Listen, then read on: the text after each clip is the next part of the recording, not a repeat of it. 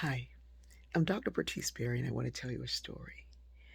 Um, I recently had the opportunity to go home and visit with family. I was there for many reasons. There were memorials, graduations, namings. I got to see folks who were so inspirational in my life. My teacher, Karen Denton, who found my voice. Her husband they were having his memorial, and he was our bad superintendent. He was so amazing. I got to see my uncle Robert, who was actually the brother of my mother's sister's husband. But he is so amazing. He's just inducted into the Track Hall of Fame. He's a coach and has coached everybody who ever ran on the East Coast. Amazing. PB Ross Coker, poet laureate, activist, stands up for the rights of every child. There were so many elders who have been instrumental. Mrs. T, who just took care of everybody's baby until they could get to school, and teaching them by the time they got there, they were reading, writing, doing everything they could do.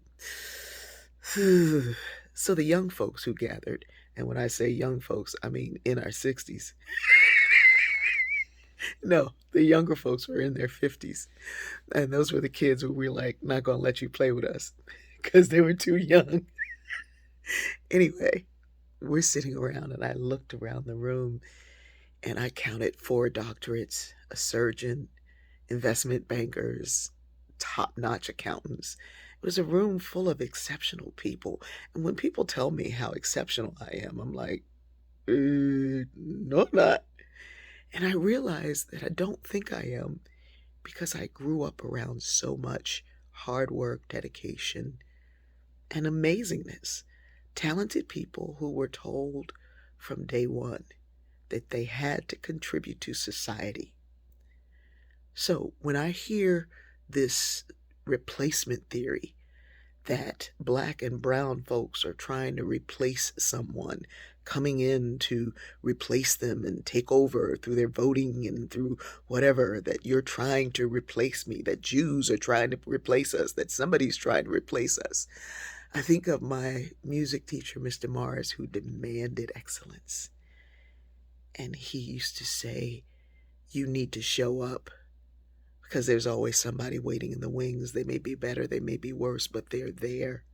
And if you can't even show up and be who you were meant to be on this planet, you can't get upset when somebody else takes your role. I kind of think about that, and I think, why would we want to replace anybody? Especially somebody who is grabbing some mediocre theory for their mediocre life and demanding their existence just because they happen to have been there, or because they happen to have been the descendants of those who enslaved those who rose anyway. People, those of us who have worked hard all of our lives to try to belong in a place that we already belong to, a place that our ancestors helped build. Well, build. We're not striving to take anybody's place. We've always known to make our own. And when you've done that, you know something about grace. You know something about the importance of all of us getting there together. That's our dream.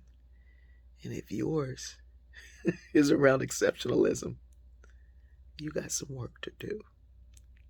I love you.